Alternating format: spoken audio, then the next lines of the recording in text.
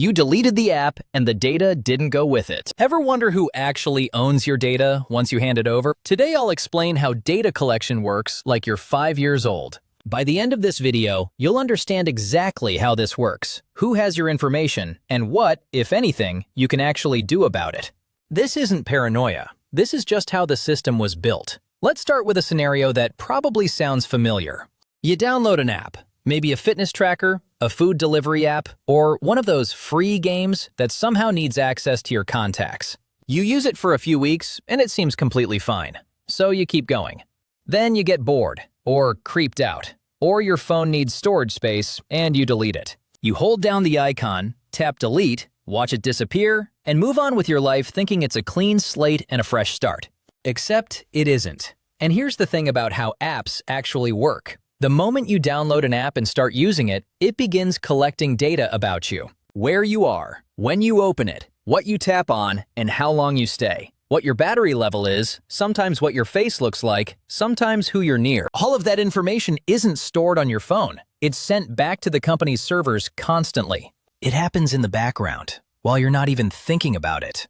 So when you delete the app off your phone, you're not deleting anything on their end. You're just removing your copy. Deleting the app is like moving out of an apartment and leaving all your furniture behind. The landlord didn't lose a single thing, but you lost everything you left behind. Now, here's where it gets interesting. And this is the part most people miss. A lot of these companies don't just keep your data for themselves, they share it. When you read the privacy policy, which, fair enough, nobody reads, you'll find language like this. We may share your information with trusted third-party partners to improve your experience. The word trusted in that sentence is doing an amount of work that should be illegal. These third parties are called data brokers, businesses whose entire job is collecting, packaging, and selling profiles of real people. They sell to advertisers, insurers, employers, and anyone else willing to pay. You never signed up for a data broker, and you've never heard of most of them. But right now, there are probably between 10 and 40 of them who have a file on you. And here's the part that makes people put down their phone.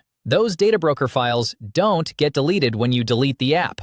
The app was just one of dozens of ways they built your profile. Your app is gone, but your profile absolutely is not. Here's what that profile actually contains. And it isn't just your name and email. Data brokers layer in your income estimate and your health conditions inferred from purchase history, your political leaning inferred from your location patterns, and your likelihood to respond to certain kinds of ads. They assign you a score, and insurers use that score, employers sometimes buy it, and you've never seen it.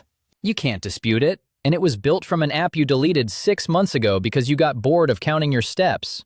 But wait, there's actually another layer here, and this is where it gets genuinely strange. Some apps continue connecting to your data even after you delete them. Not through the app itself, but through the connections they already made. If the app had permission to track your location through your phone's operating system, that permission might still be partially active. If it connected to your Google or Apple account, it may still have access through that link. If it placed tracking cookies or device fingerprints on your phone, those don't vanish when you tap delete. Your phone has a unique identifier, kind of like a serial number for your device. Advertisers use it to recognize you across different apps and websites. It's called the IDFA on Apple or the GAID on Android. Even after you delete an app, any other app using the same advertising network can still recognize your device. They don't need the app to still be installed. They just need your device ID, which you still have because it's your phone. So you thought you got out, but you didn't. You just stopped adding new data, and the old profile is still running. Here's where the story takes a turn most people don't expect. This isn't just about the sketchy apps. This is about the apps you trust completely. The ones you'd never think to delete. Because the exact same mechanics apply to them, and they're collecting orders of magnitude more data than the random game you tried once. Think about the apps you actually use every day.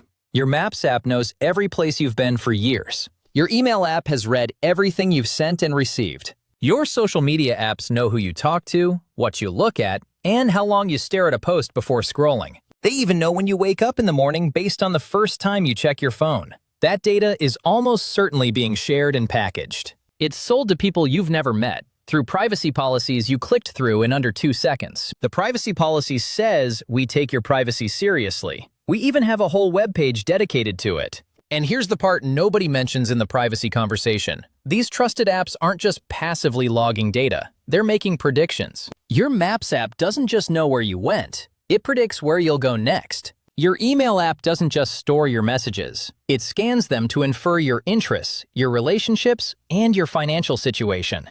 The fitness app that knows your sleep schedule has a surprisingly accurate model of your mental health. That data gets packaged up and sold to people making decisions about you.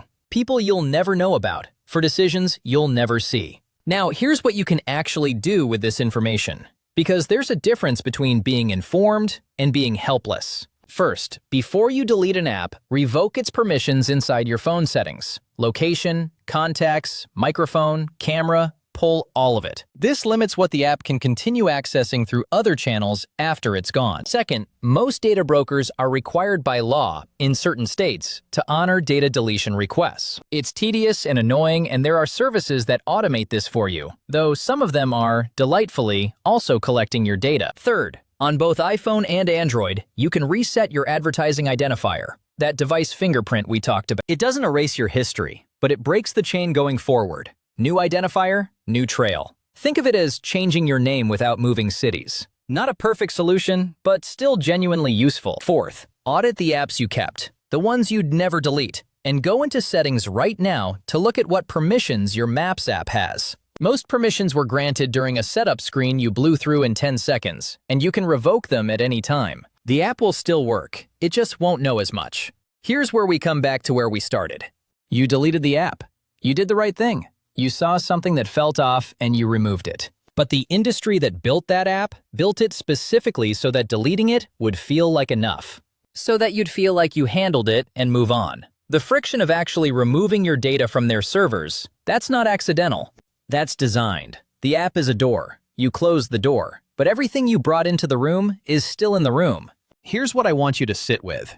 Right now, somewhere on a server you'll never see, there's a version of you, built from your habits, your movements, your searches, and your silences. That version of you is being shown to advertisers, insurers, and employers, and being used to make decisions about your life. You never wrote that profile. You never approved it. You can't edit it. If there's a version of you built entirely from your digital behavior, one you've never seen and can't correct, how accurate do you think it actually is? If you enjoyed the video, make sure to like and subscribe, and make sure to leave a comment on what topic you'd like to see next. Thanks for watching.